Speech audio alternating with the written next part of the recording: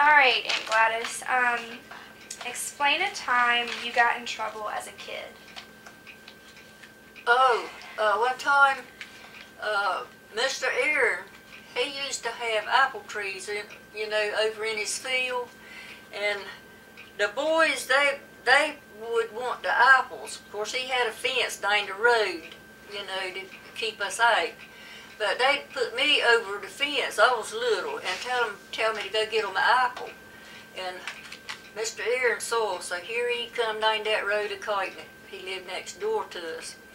And so they run and left me over the fence with the apples. Of course, he went right on to tell Mama, that I was over there stealing his apples. And I got in trouble, but the boys, they got off free. So that's one of my, times. And then a lot of times when Leader and Sylvester would come out there visiting Mama, I'd try to be ugly, and say bad things, and Mama would say, now if you don't behave when they leave, you're going to get it. So I'd try to be funny, and of course, sure enough, when they left, I'd get a spanking. And it didn't learn me a thing in the world, because when they come again, I'd do the same thing over again. I'd tell Sylvester that his hair looked, bushy and stuff like that. Of course, he thought it was funny, but Mama didn't. She wanted me to behave myself. Okay. With the holidays coming up, what are some of your plans?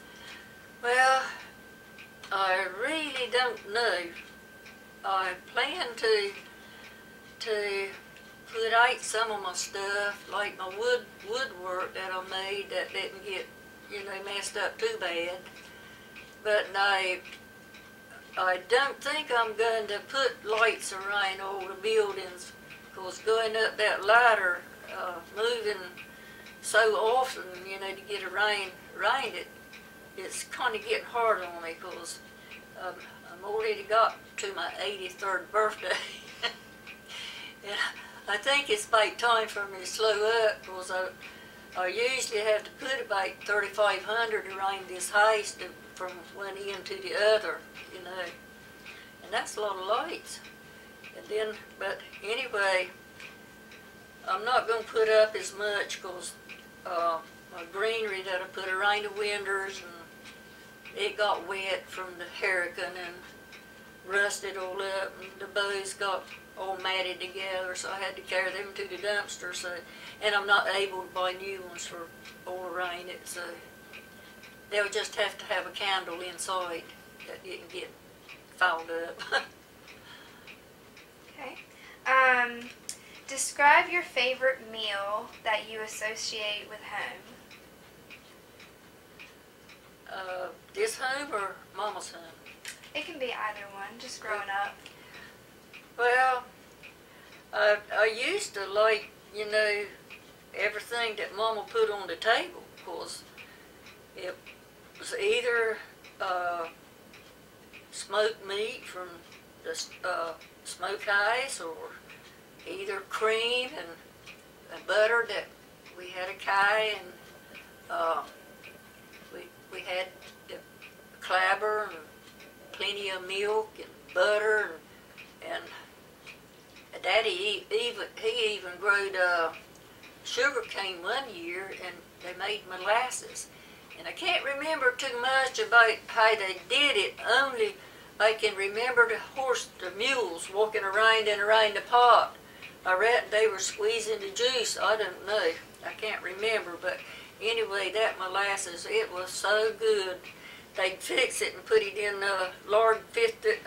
pine lard cans and store it upstairs in the hall. And in cold mornings when Mama make hot biscuits, and had plenty of cream, she'd send some of us up the stairs to get a jar of molasses. Had a big spoon, we'd bail it out of that and put it in a jar. That was good. That was good eating. And a lot of times we'd have a smoked ham to go along with it, and plenty of eggs, because we had a few chickens. And But anyway, that was good. And then after I got married, seafood was good. Shrimp, you know. And my young ones, they love shrimp, and they also love the oysters and the fish too. But I think shrimp was the main thing, because back here, when Joey was home, I fixed a big dinner for him, and I cooked shrimp and had cabbage and everything that I thought he liked. I had a whole table full of food, and baked ham and had turkey and whatever. But Chrissy and her family was late coming. They didn't get no shrimp, and man, that was bad. That was bad news for them.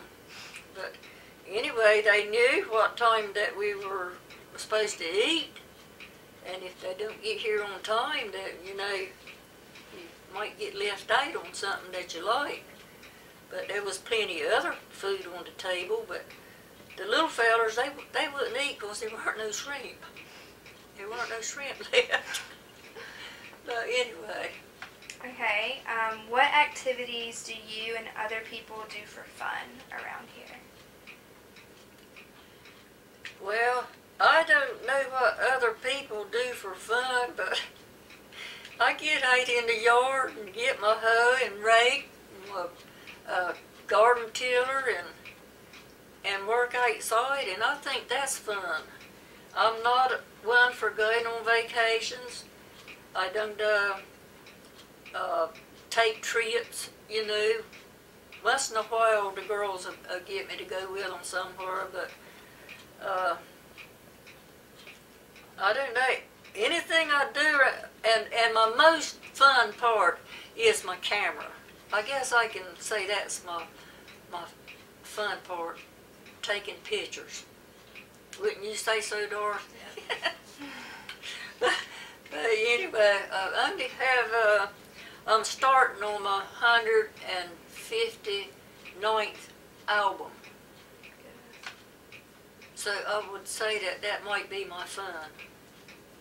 Okay. What's the most adventurous thing you've ever done? Or the most risky? Well, I reckon the most that I've ever done was a couple of years I went shrimping with people on the boat.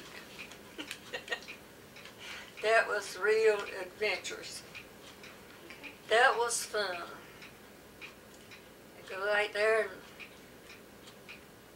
he'd sleep in the daytime, and I'd sit there and candle wick or do something with my hands, and of course I'd take naps not every now and then at night when we'd pull back, if we had a pretty fish, I'd get back there in the kitchen, clean that old fish up, cook him back there about 2 o'clock in the morning, stew up some taters and get some tea, and they'd get on that radio and say, "Guess what she's a-doing?" And she's back there cooking tripe, potatoes, tea. Of course, them other boys, they called us the Love Boat. I told him, "You really got it made, man." Okay. I guess that was. How could you tell if someone is either from here or not by how they speak? Well, you could tell by the way they talked, you know, and they did. I don't know. I've had a lot of people to ask me if I'm from White County. I tell them no, but they say I sound like it. But I don't. Tell them some slang language that you use, like for sofa. Well, Stuff like that. now when I was growing up, I was telling the people that come help me on my highs about Daddy. You know, he had some good words like the pizer. They want to know what in the world was that. I said, "That's the porch."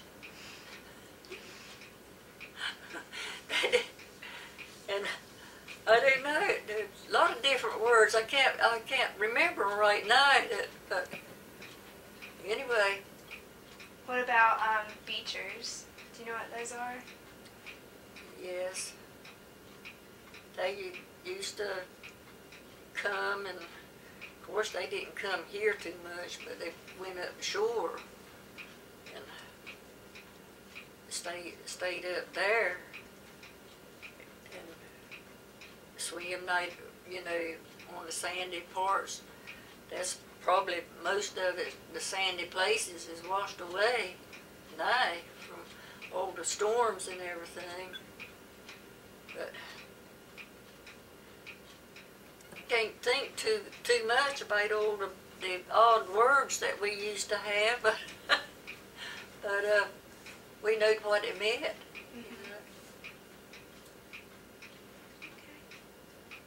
Well, that's all the questions I have for you.